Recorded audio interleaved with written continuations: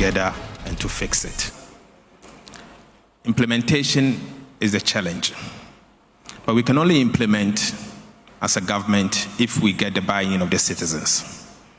What I would like to say is that beginning 11th of March, the government will introduce the 2025 budget statement and economic policy. Most of the concerns you've raised, you'll begin to see them in the budget. But don't leave the government alone.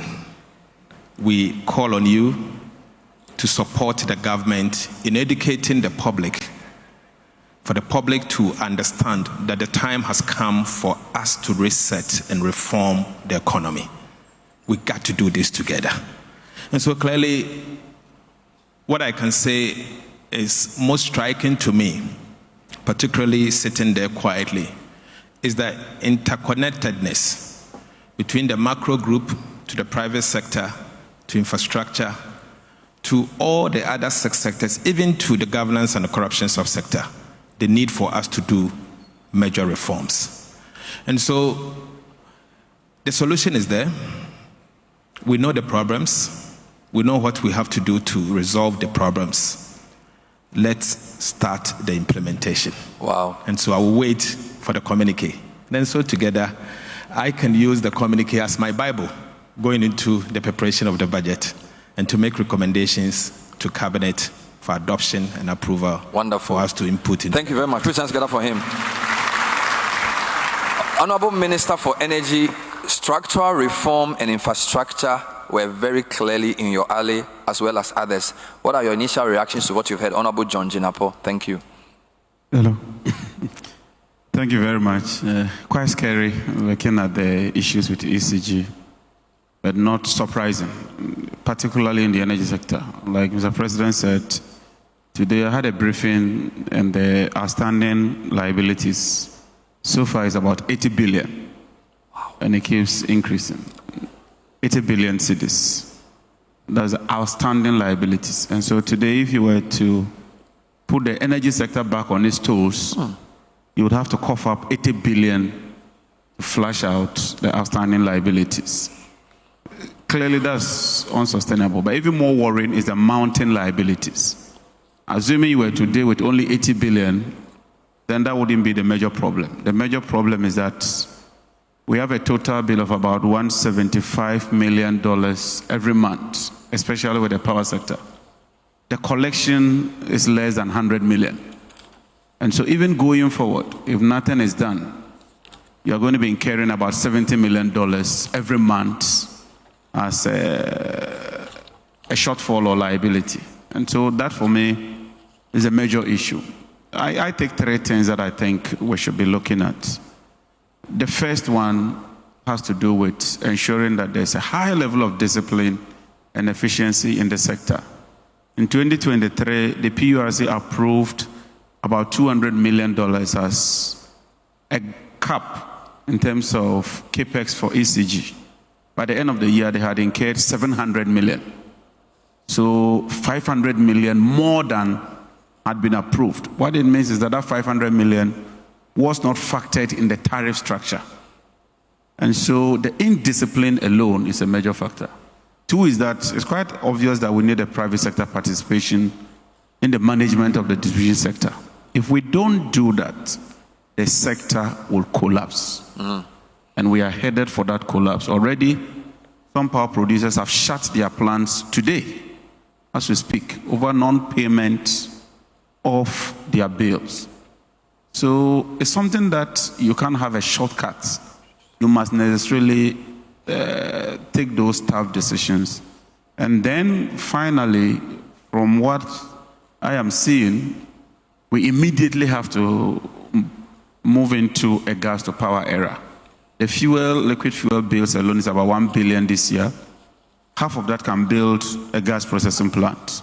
That will save us about 600 million per annum. And so for me, that is something, it's non-negotiable. We have stranded gas. We cannot use the little we have to buy liquid fuel.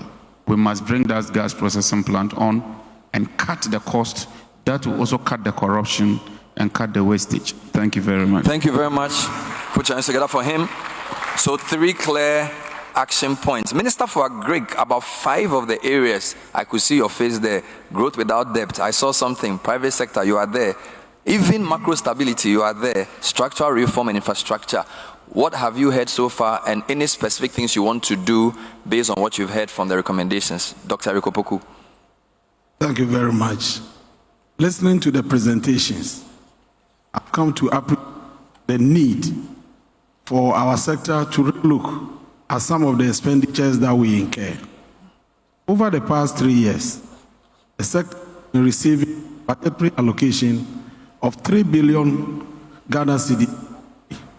But 51% of this allocation goes into subsidies. Wow. Payment of subsidies. And this is 3 times bigger than capital expenditure that the ministry incurs. Wow. I think there is the need for us to redirect some of these expenditures from less impactful, inefficient programs, shift the resources from recurrent expenditures that have no impact to capital investment in the form of infrastructure, in the form of research, in the form of innovation, to make the sector more productive so that we can impact significantly on food production in the country. But to be able to do this, the first thing we have to do is to conduct expenditure survey in the sector to ascertain which particular programs we can do away with. We have to replace blanket subsidies with target support, and then remove redundant programs, and then also consolidate overlapping initiatives so that at the end of the day, we can deliver on the mandate. Then again, we have been producing raw materials and exporting raw materials. We have 10 players in the sector to be hewers of wood and drawers of water. There is the need for us to establish a strong relationship between agriculture and industry. That relationship must be symbiotic, mutually beneficial, so that we can generate jobs, create employment for our people, and ensure food sufficiency for the teeming youth of our nation. Thank you very much. Wonderful. Thank you so much. So if you are following, they are giving us bullet points. Energy Minister gave us 3: high level of discipline, PSP in distribution, gas to power plants. Agric Minister has given us 2: expenditure reprioritization from current to capital, and then relation between agric and industry. So we like the way it's going. Honorable Minister for Trade, as for you, you were there with them the whole day. So I'm sure you're ready to tell us the key things you want to pick from what you've heard so far. So let's receive Honorable Elizabeth Ejare to give us a quick takeaways. Thank you very much. As you rightly said, I had the opportunity to sit through the section, and it was amazing the kind of energy the private sector brought to bear in bringing out what they think can help grow the economy. I'm also of the opinion that if you want to help a group of people, you need to listen to them. They have indicated that if the macroeconomic environment is good, there are business people, they know how to thrive. And so we should work on our debt to GDP ratio.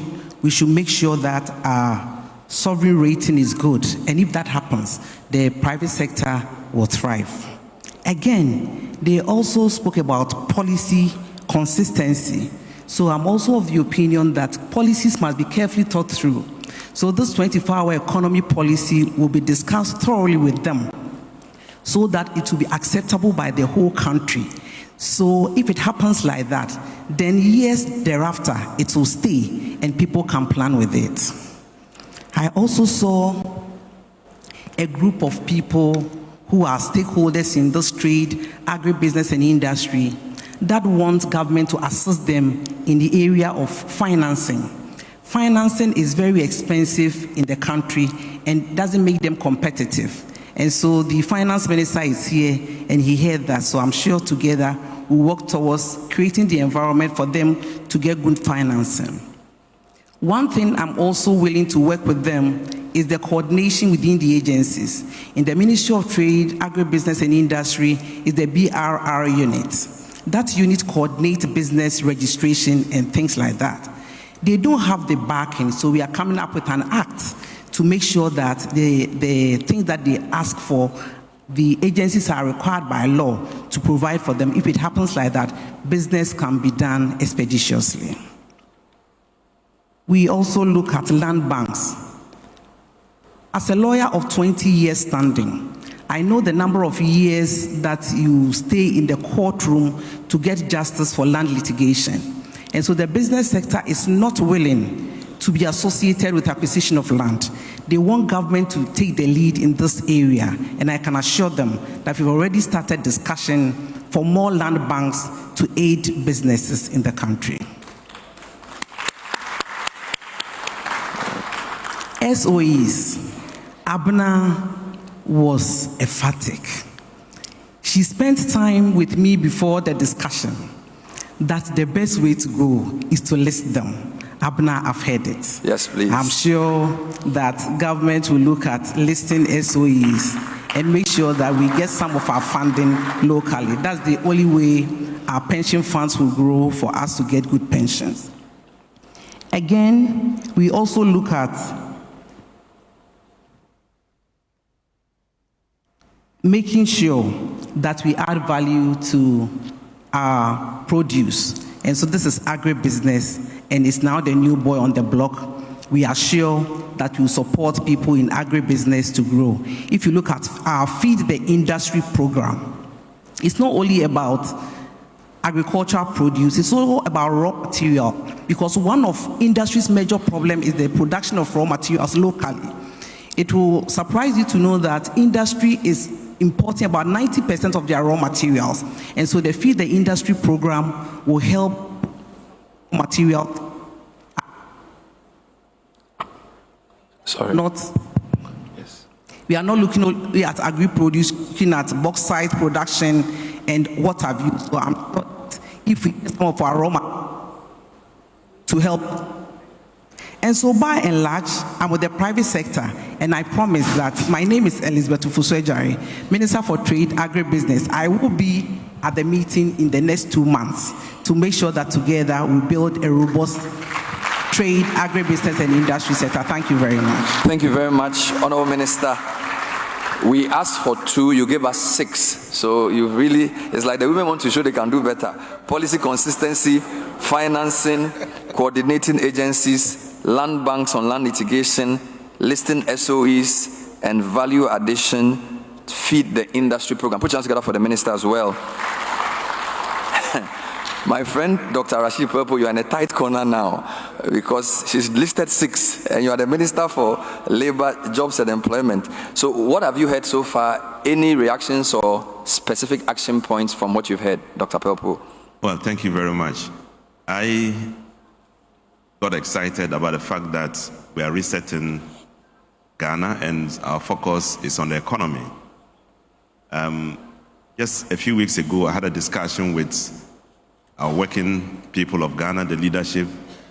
We had terrible, very, very serious negotiations to the point that I almost felt that I wasn't going to make it with the workers and agreeing on some specific issue which government was bent on going on, which was that we could only offer up to 10% of an increase in the base pay. But I began to reflect on it after looking at everything that happened, and I asked myself, the first time they requested an increment was up to 35%. The finance minister almost collapsed. And he said, 35% will mean that the total earnings of this economy is going to be paid to workers, meaning we will have nothing more to do. Then, so I looked at it all and I said, look, in coming here and in listening to everything, is labor that is going to be the focus. How do we satisfy the basic needs of our labor? It's about a strong economy, a viable economy. It's about a strong private sector that can produce workers, that can produce the required pay, they're required to be able to function well as Ghanaians. It's about to ensure that we have a strong agriculture output, strong ways of producing more. So everything you can imagine happening here in the economy, creating value, will have to do with increasing production, creating more jobs. Because in my ministry, I start from how do we create jobs for the people? You get the jobs. Then you go to the next point. How do we get to make sure that these workers are properly remunerated? Then you get to the point, they are going on pension. How do you get them paid after they have worked completely, satisfied that they are earning what they have saved for? So it has to deal with the overall nature of the economy. So for everything that is said here, every increment, every positive direction we are moving will have to have a consequential effect on the positive impact it's going to have on our Ghanaian worker. And so listening to every presentation here, I just got satisfied that there is an aim towards creating more wealth, creating more jobs, ensuring that the working people of this country are properly remunerated for what they have done or what they do to create the country we want. Thank you. Thank you very much. There was a suggestion from the committee that they should change, was it Fair Wages Commission to National Product something. Can you mention, Abna, what was it? I want to put that directly to him. Fair Wages Commission to what? National Remuneration and what? And Productivity Commission. Yes. From Fair Wages to Productivity Commission. Is this something you can take up? Yeah, this is reading the labor law. It will reflect very well our objective in paying people for what they have done. The whole impact of getting people to work is to earn what you work for, and so the name should truly reflect the conception of the labor directive, the labor legal frame we have put in place, that we intend to create working people. We intend that they will work and they will be paid according to what they work for. So wages and fair wages and salaries doesn't reflect it much. So I agree with that suggestion. You agree with them? Yes. All right. Good luck in cabinet as you debate, as you move to push that forward. Thank you. Let's put that together. Pelpo, thank you so much. Now, the macroeconomic stability has two legs, fiscal and monetary. The monetary leg is Dr. Johnson Esiama, and the fiscal leg is Dr. Atufosin. So, Doc, anything you've heard a lot. What are your quick thoughts and any action points from your side on what you can do with the recommendations? Thank you. Well, thank you very much, Bernard. Like you rightly said, our group, we had some very exciting conversations, a lot of takeaways. Our rapporteur has already run through those, and so I agree, on each of them.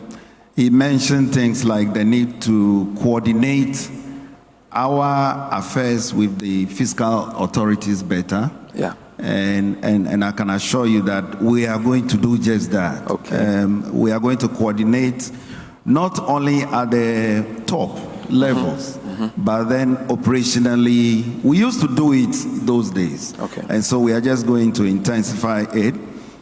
We mentioned things like the fintechs and their importance, the financial technology firms. There's a linkage between the fintechs that are into remittances. Yep. And then also, these days we hear about crypto transactions. These are significant, and it's something that we are looking into. Our committee recommended that we should probe it further, and so that is going to happen. Now, listening to the private sector group, for me, they made my day. Okay. They asked two things. And I want to assure them that we are going to do exactly that. Okay. What are the two things? Now, the first one is that they want to meet with us twice every year.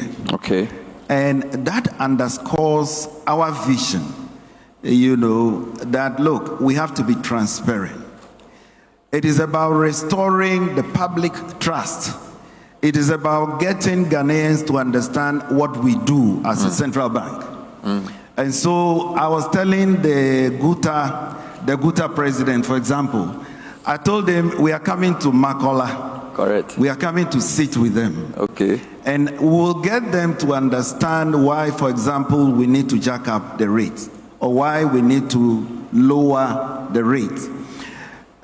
When I assumed duty, one of the things I said was, with the Monetary Policy Committee, you notice that up to now, you don't get to hear why individual members opted for whether the rate should stay the same or should be increased or lowered. You don't get to hear that. All that you hear is it is a unanimous decision. But in actual fact, there are divergent views, you know, through those sessions. And so what we are going to be doing now is individual members' submissions will be published. Wow. And that is going to happen from this month. Okay.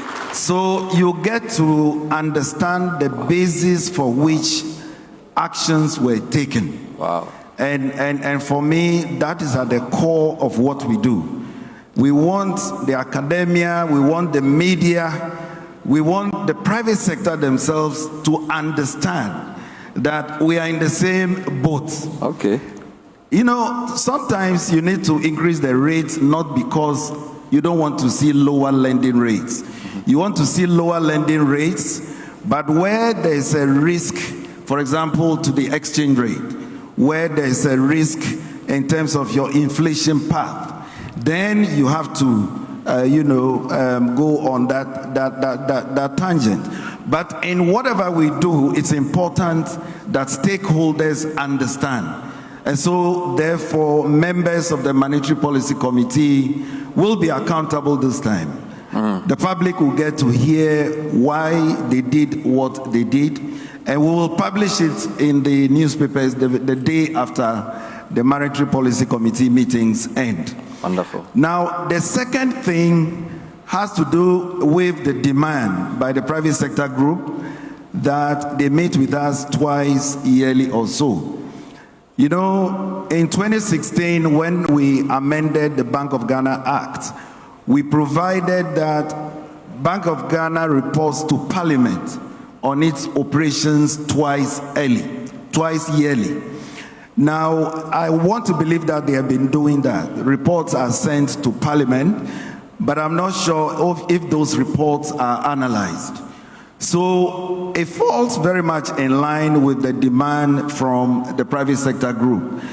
Each time we send those reports to Parliament, we are happy to engage in a town hall with the private sector. Wow. We will be there, all of us will be there, members of the Monetary Policy Committee, we will be there, and we are happy to take questions from the private sector.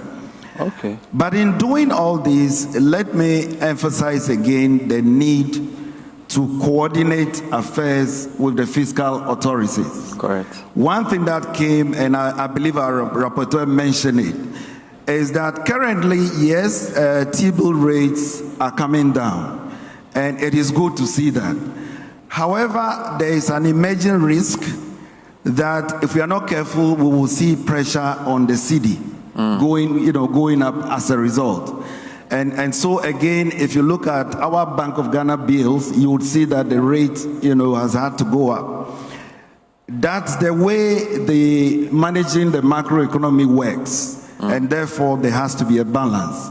So again, that underscores why we need that kind of coordination with the fiscal authorities. And we'll be doing that. I'll be speaking with the Minister of Finance regularly, and we will try to achieve that balance going forward. We'll be transparent. But let me end with just one more point on the area of financial sector stability. We have the financial sector strengthening strategy, going on under the fund program, and we are going to continue with that. However, an elephant in the room has to do with the high levels of NPLs, what we call non-performing loans. To give you the seriousness of that, we have local banks and we have foreign banks. There's a local bank whose NPL is about 81%. What it means is that every 100 Ghana cedis they lend, they are not able to collect 81 cedis back. Another local bank has about 62%. Now, the highest for the foreign banks is about 21%, I guess. So these numbers tell you that we need to address the NPL issue. You cannot blame the banks entirely because a lot of it has to do with the domestic debt exchange, which was as a result of, not as a result of, anything that the banks did. But it's a problem we have to contend with. Because remember, that also explains why lending rates are high. Okay. It is not pleasant to us to see the private sector borrow at such very high levels.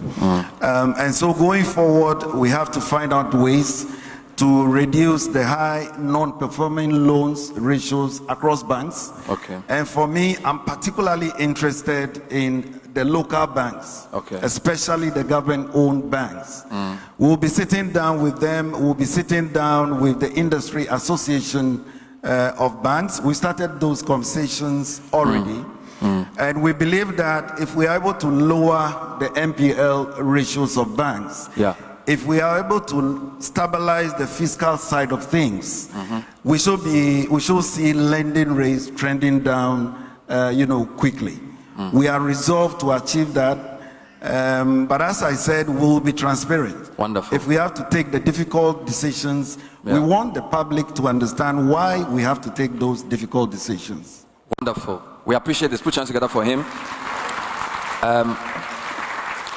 I just wanted a last one. The private sector group under recommendation 7, high cost of production, they suggested that you channel the cash reserve requirement into credit creation for import substitution or export-driven production. Did I quote you right?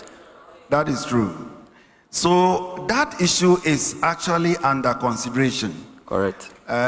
What it is that somewhere last year or so,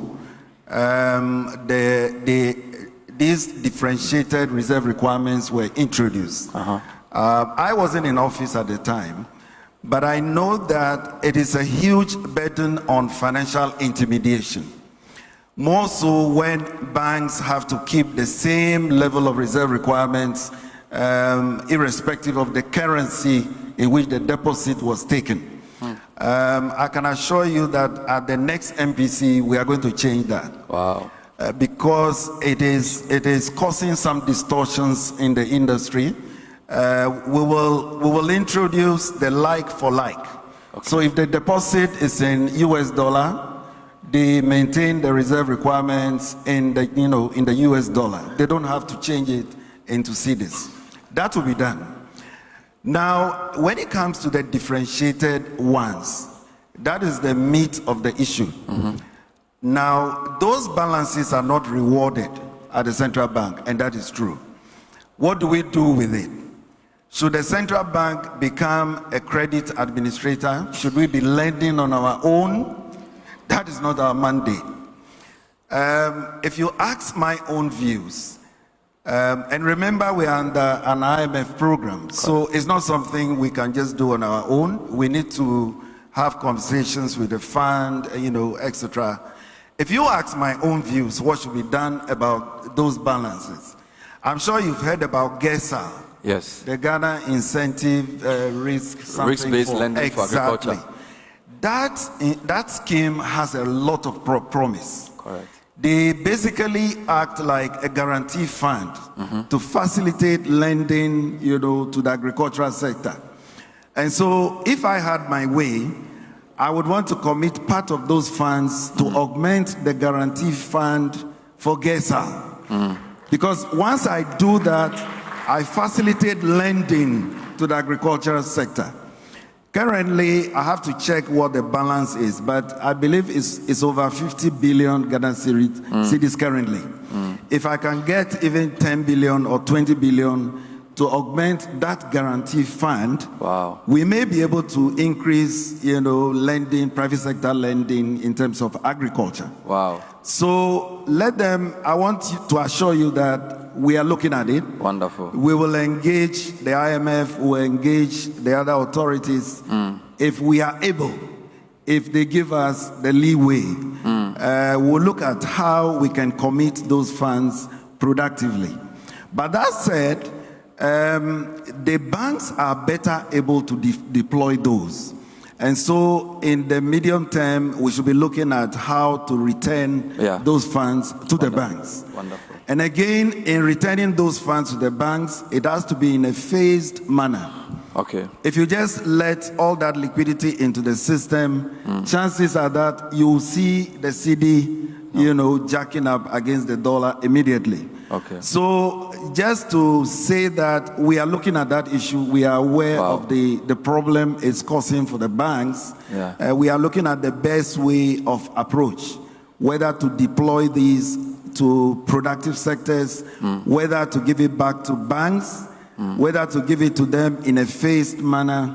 That is something we will determine hopefully before the end of this month. You're on a roll. You're on a roll. This one, the Johnson Twasu. Wonderful. Our Greek minister is grinning from ear to ear. You are happy on the guest house point. So he says if he has his way, so may you have your way. Amen. Let me end the session with Dr. Nimwe Thompson. So I suspect you're on this because you give a sort of permanency to all of this. Otherwise, it becomes a talk shop because NDPC holds the plan. So 2 points. How heartened are you about what you've heard? And what can we do with all of this to fit into the development plan? That's your question. Okay, thank you very much. Obviously, the complexity of the issues are such that we can't possibly do justice to them in 2 days. So as time goes by, we are going to refine them. You rightly said NDPC is going to play a critical mediating role in getting all these, most if not all the recommendations into the President's coordinated program, whose preparation NDPC leads, into the medium-term development policy framework, which we also lead, and then the annual work plans of all the MDAs that must incorporate these recommendations into the plans, and we must approve them in conjunction with the Minister of Finance before they can get funding for that. And so we play that critical role in making sure that these recommendations, these lofty recommendations, find expression in policy. But I would like to play the devil's advocate with 2 points, and then I'll make 2 development-oriented points also, so 4 in all. The first one has to do with one of the recommendations that we should have a debt-GDP ratio of 60%. That, of course, is quite common. No one really seems to know where that 60% came from. Some people trace it to the formation of the EU in 1992 that came up. But what's so magical about 60? What about 61 or 59? As I speak now, the debt-GDP ratio, the highest debt-GDP ratio in the world is 255%, and that's Japan. So does that mean that if we get 60%, our economy, or Japan's economy is so badly run that we get 60%, we'll be better off than Japan? No. There are other indicators that we really need to pay attention to. In this case, besides the debt-GDP ratio, you also need to look at debt service as a share of your revenue. And this is where the critical difference comes in. So Japan may have 255%, but its debt service as a share of revenue is only about 9%. Ours is about, I thought it was 55, but when Leslie did his presentation, he said it was 64. I don't know, I have to look for the latest, but even if we use 50, it's quite high. So that is where we need to pay attention. Not that, I'm not saying that we should go out there and borrow anyhow because Japan has 255, But in making these recommendations, we need to also bear in mind certain other issues that have implications for our ability to manage our debt sustainably. The second one is a statistic that I've seen thrown about so much, especially in the media. When you go to various reputable government websites, you see them. And since they relate to private sector development, I thought I should deal with that, which is the claim that the SMEs in Ghana account for 70% of GDP. It sounds impressive, but it's simply not correct. And it's important, I'm not playing down the relevance of SMEs at all. But if we are to help them, it's critical that we get the figures or the statistic correctly so that we can design interventions appropriately. Now, SMEs in Ghana are almost all in the informal sector. If you go to Ghana Commercial Bank's website, they have a report there on SMEs. Some of the biggest ones that happen to be in the formal sector are like the largest importer of cooking oil, for example. That doesn't add much value to GDP because GDP is gross value added. So if you look at the GDP figures, you see that the informal sector accounts for around 20% or 27% of GDP. And if we account for the remaining SMEs being the formal part, then at most, SMEs may account for 30% of GDP. Again, I'm not diminishing their relevance, but I want us to have the correct numbers to be able to formulate the right scale of interventions. The global average is 35%. So 30% is way out there. What we probably mean is that they account for between 70 and 80% of employment. That is different from accounting for GDP. And SMEs in general, globally, tend to have much lower productivity, and so their contribution, not just in Ghana, around the world, is relatively small compared to larger enterprises. So if you Google, you see a story that says, why did productivity increase during the COVID pandemic? And the explanation is that most SMEs closed and it was left with only the large ones. So I thought I should throw that in there. The issue of productivity also came up, and for those in the macroeconomic part, they may recall the passion with which I raised the issue of productivity. That's because in the past 3 years, I was in South Africa working on a project on productivity. It was so successful that it was actually adopted in 2023 by the BRICS group. And during the technical discussions, the representative from India said that there was no way BRICS can play its expected role in the global economy without increasing productivity. It's a much more complex thing, but I was very happy that she stated it that way, and now is the platform, it's called Productivity Ecosystems Platform. So I brought it back with me, and I have that passion. As a result, I look at productivity as the golden key, so to speak, to unlocking our development challenges. Productivity in the private sector, which we've talked a lot about, but not so much in the public sector, which is also very critical. Indeed, the ability of the private sector to succeed is contingent upon productivity in the public sector. As long as the public sector remains suboptimal, it will not be able to support that. And just as I did with the macro people, I'm going to show my evidence here. I brought a little speaker with me from South Africa. You know, all bloggers like to bring things to Ghana, just to show that you traveled. And the speaker is like the size of this one here. They wouldn't allow me to board the plane with it because of the magnet in that. They said it will interfere with the plane's communication system. So it had to be separate. So I arrived on a Saturday. On Tuesday, I got a call from a lady. I thought it was a wrong call because in the background, I could hear her saying, so I thought it was a chop bar or something. She was actually talking to me and at the same time ordering food. So right away, I should have known that this thing wouldn't go so well. Oh, Lord. So I spoke to her and she said, your speaker is here, you should. So I said, where can I pick it up? She said, no. You have to get a clearing agent.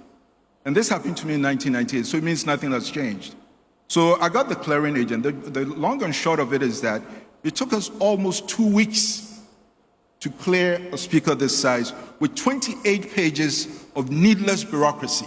Wow. In a country that prides itself on digitization. Now, what would have been the comparable situation in South Africa, where I also used to order? There, you would get a digital notification with a QR code. And you walk in there, and there's a scanner. You show it to the scanner. The young man walks into the strong room. In less than 5 minutes, if there's no queue, you get your speaker and you walk out. So here you see the disparity in productivity, where things that can be produced in 5 minutes, maximum 15 minutes in other jurisdictions, are being produced over 2 weeks. That's a cost to government. And if I were a businessman, that would also be a cost to me running my business. Right. And if you multiply that across number of transactions in a year, that's billions of cedis in lost productivity to the economy. Wow. Then, wonderful. Yeah, thank you for that. And then the last point, I did mention the coordinating role of the commission in terms of planning. The commission also is into monitoring the performance of government. It is not an implementing agency. It simply monitors and makes policies. But there's a third area also of research. And here, in terms of researching the economy, we've decided to redefine what we mean by economic growth. Because typically, when we say growth, the first thing we do is to go for GDP. And the average Ghanaian, frankly, doesn't know what GDP is, and they don't give a damn. GDP, you can put robots in a factory, replace human workers with robots in the factory, and GDP may grow from 5% to 20%. It doesn't translate into any improvements in our living conditions. So we are moving from the Commission's perspective and its contribution to the research from a one-dimensional understanding of growth to a 3D or three-dimensional conception of growth, which is growth in output, i.e. GDP, growth in employment, and growth in wages. Wow. And cutting through all three of them is going to be productivity. And I'm happy to say that we're going to support that with the appropriate research to support the government and also our various partners. Obviously, we have a lot to say, but with me, if you leave the mic with me, I'll talk forever. So let me end. Amazing. Thank you. Wow. Growth in output, growth in employment, and growth in wages. Amazing stuff. I think the panel deserves a round of applause. Let's put hands together for them.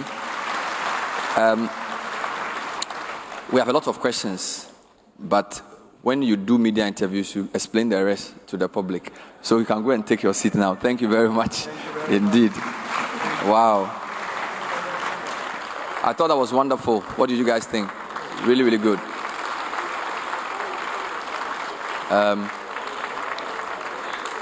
So please come and clear the furniture if possible so that I bring the chair back.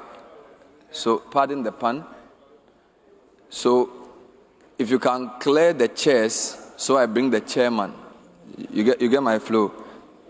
So we're going to bring up the committee chair and conference chair who set us off to do two very important things. He will present the communique, and then he would also pave the way for our special guest of honor, who is the Vice President, to bring us the closing keynote. And we really want to thank you, Madam Vice President, for staying throughout the whole session, both the first day and the second day. So we want to thank our TV audiences for staying with us. We're very happy that you've dedicated quality airtime to this important national exercise. It's had a truly national character. And I just want us to put hands together for the team that put this together again.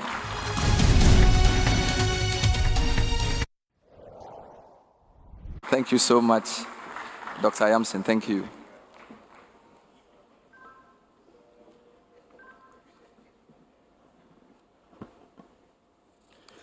Well, what I'm going to read is the communique, which we have prepared in your name, anyway.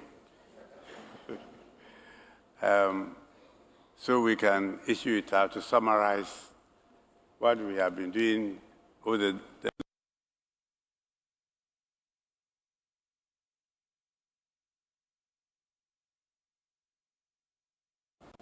society organizations, traditional authorities, and academia convened for the National Economic Dialogue under the distinguished patronage of His Excellency, the President of the Republic of Ghana, John Dramani Mahama, and Her Excellency, Professor Nana Jane Opoku-Agyeman, from 3rd to 4th March 2025 at the Accra International Conference Center.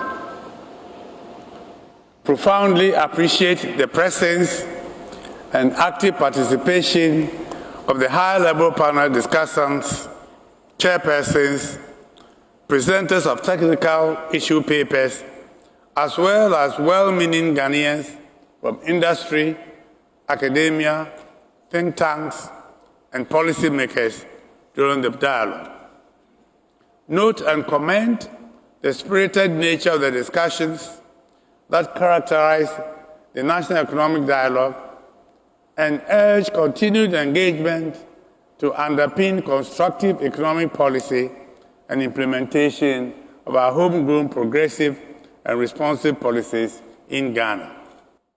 We acknowledge that the Ghanaian economy is in crisis and continues to face multiple risks and vulnerabilities.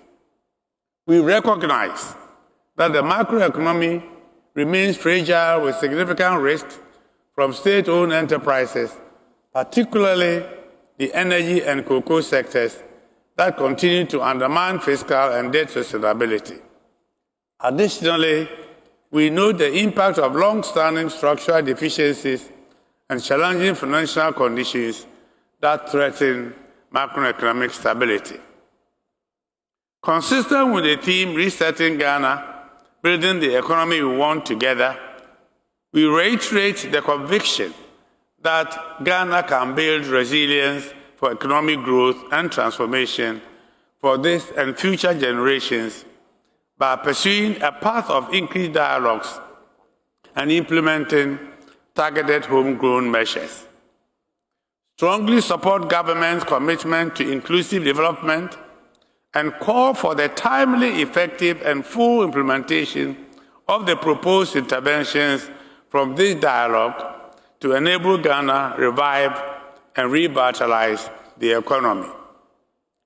Underscore, based on the six thematic sessions as well as the plenary events at the National Economic Dialogue, the need for comprehensive and durable public sector reforms to improve productivity, as well as increase private sector participation and investment in the economy.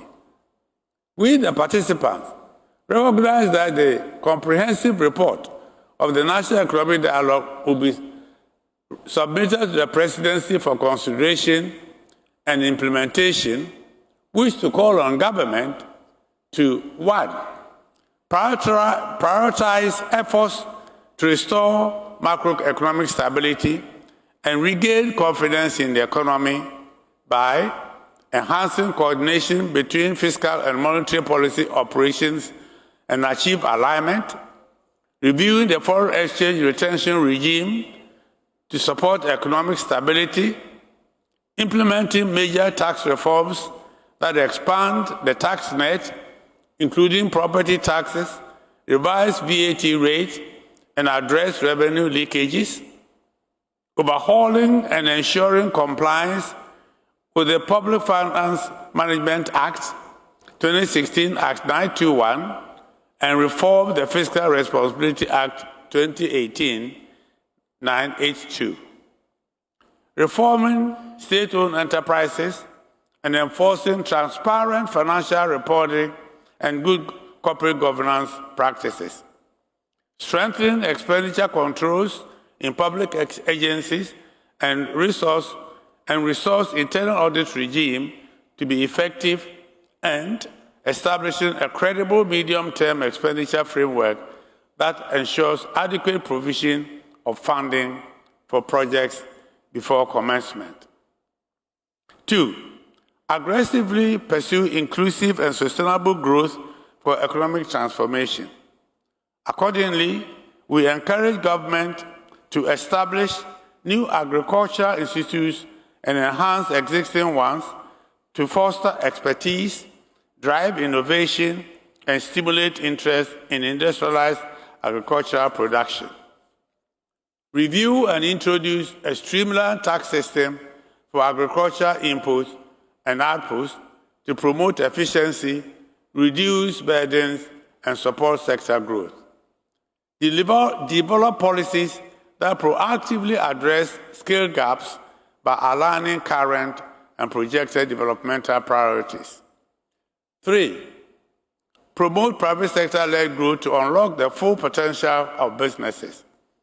We emphasize the need to, 1, structure and institutionalize a platform for sustained government-private sector engagements. 2, enhance the African awareness and provide hands-on support to businesses to maximize trade opportunities. 3, direct a portion of banks' cash reserve requirements toward credit creation and provide tailored financing. And 4, fast-track company registration and licensing with strict adherence to service-level agreements to secure timely approvals.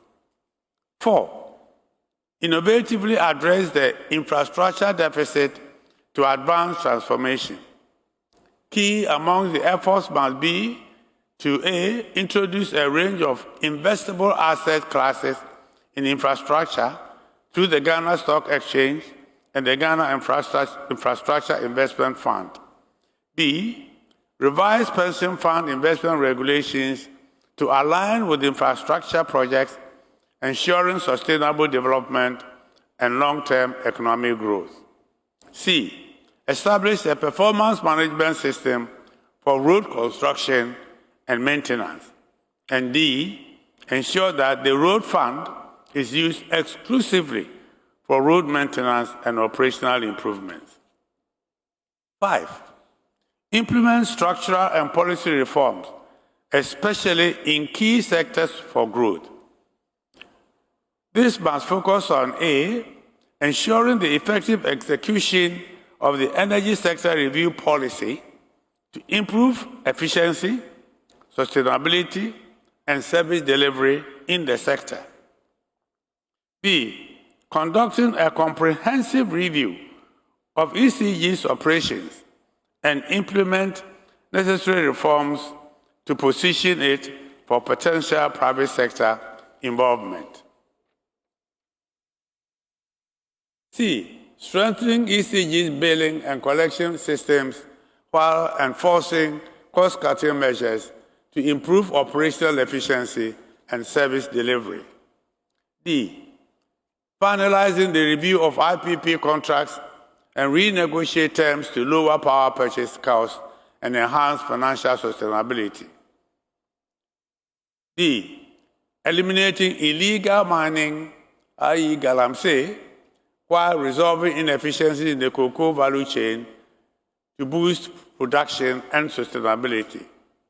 E, returning Cocoa Board to its role as an agency under the Ministry of Finance, ensuring that it focuses on its core mandate of ensuring the efficiency of the sector and protecting the interests of farmers.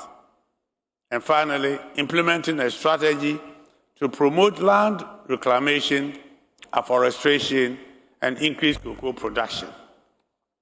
6, promote good governance, accountability, and relentlessly fight corruption. I prefer relentlessly eliminate corruption. The dialogue urges government to accelerate the proposed constitutional reform program, link public sector remuneration to productivity, accountability, and efficiency, enhance the capacity of Parliament to effectively oversee public spending by providing targeted training and resources. D, develop a comprehensive regulatory framework for political party financing, including mandatory audit and oversight mechanisms to promote transparency and accountability. And E, strengthen independent governance institutions to complement economic governance. We note with sincere appreciation the unity of purpose demonstrated during this dialogue. We encourage all stakeholders to continue to work together towards ensuring that actions are taken to reset the economy and build the Ghana we want. Thank you.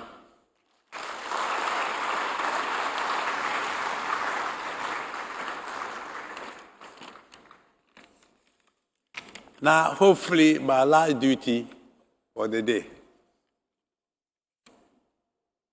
And it's a very happy one for me, ladies and gentlemen. My job is to introduce our one and only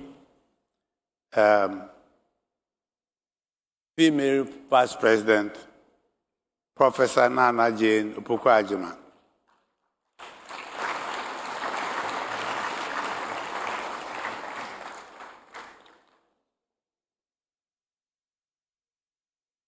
She's already very well known, and I was struggling why I needed to introduce her. But I thought I should.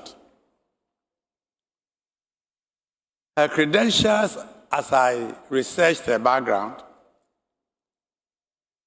are so profound. But there's one that fascinates me. And that is that she was the first woman to hold the position of Vice Chancellor of a leading public university in Ghana.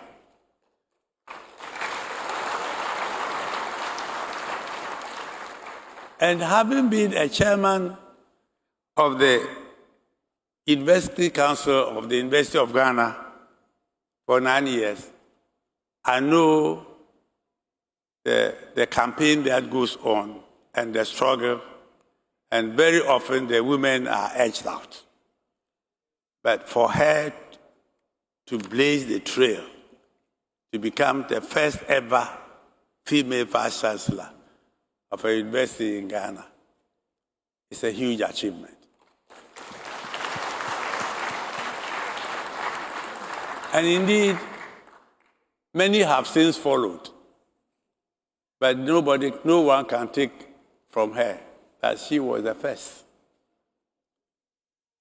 Our Vice President has many achievements, and time will not permit me to record all of them. But one that cannot escape mention is a passion for women empowerment, hence a push for Women's Bank in Ghana.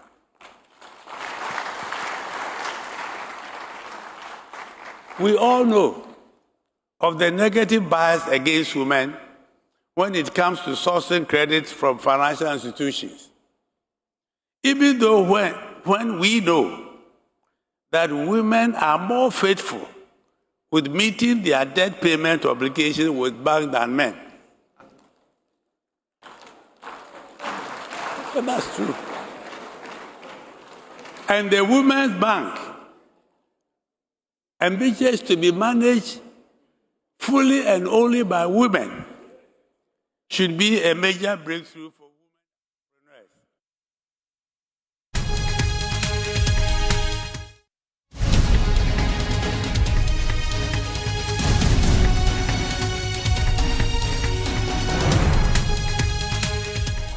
Well, joining us live on Zoom is Austin Aigbe, is the advocacy officer for Oware-Mensah. So we'll delve deeper into strategies they are considering to, enhance democracy here in the West African sub-region. But before we have that conversation, let me take you live to the Accra International Conference Center, where the Vice President of the Republic is speaking to bring the National Economic Dialogue to a close.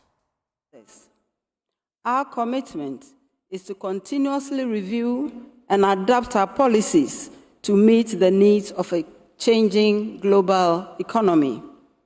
Distinguished ladies and gentlemen, a private sector-led growth model is important.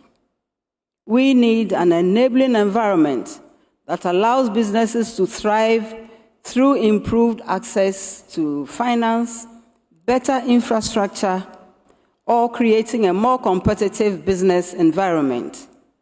We must strengthen the private sector as the engine of growth. This must go beyond just being mentioned too often. We need to act on that and ensure that it is capable of creating even more jobs and driving innovations.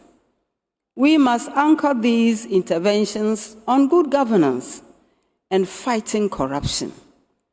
Effective governance is essential for improving public sector efficiency, enhancing transparency, and strengthening institutions to eliminate corruption. The reset agenda is both ambitious and necessary. It requires a concerted effort from all of us. That is government, private sector, civil society, every Ghanaian citizen. And I want to assure you that the government of Ghana is fully committed to translating these resolutions into concrete action. I have noted all the homework you have given us. Our promise is to collaborate with all sectors and all sections of Ghana to ensure that we deliver a homework worthy of an A. We will work with stakeholders so that the action points are implemented effectively.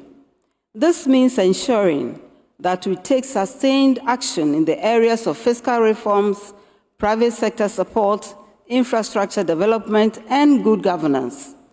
Furthermore, we need to track progress, remain transparent in our efforts, and definitely, distinguished ladies and gentlemen, accountability will be a central pillar in the implementation process. In the months and years to come, we promise to stay engaged with you to monitor our progress, ensure that we are delivering on the strategies proposed during this dialogue. We are confident that with sustained collaboration, determination, and collective action, we will build a more resilient, inclusive, and prosperous Ghana. Again, distinguished ladies and gentlemen, if on this important journey we reduce reliance on unhelpful direction, move towards a truly economically independent country, capable at the minimum of feeding itself, when we make judicious uses of our human and natural resources, reduce poverty as an objective, and aim at its elimination, when we ensure that decisions and actions reflect the voices of our different demographics in this forward march, we should be on a good path in making a lasting contribution to building the Ghana we all want together. I want to thank all of you for your attention, and I also want to thank especially the speakers, the rapporteurs, all of you for making the two-day dialogue effective. It is a dialogue, so it hasn't ended. We will continue. Thank you very much.